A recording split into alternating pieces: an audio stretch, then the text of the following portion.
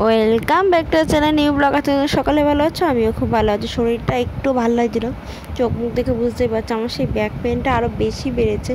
তো মেডিসিন তো আমি যতদূর পারি না খেয়ে থাকার চেষ্টা করি।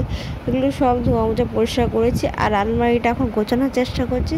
তোমরা ফেসবুক চ্যানেলে আমার এই আলমারির গোছানোর ভিডিওটা অবশ্যই পেয়ে যাবে। আর দেখতেই পাচ্ছ সব শাড়ি সব আমি রেখে দিচ্ছি। এগুলো পার্টগুলো একটু চেঞ্জ করে তারপরে ভাঁজ করে রাখবো। এটা আমার মায়ের থেকেই শেখা। আমরা স্বাভাবিক ছোটোখাটো জিনিস আমরা বাড়ির ফ্যামিলির থেকে মা বাবার থেকে শিখে থাকি, সেরকম আমারই এই জিনিসগুলো শেখা।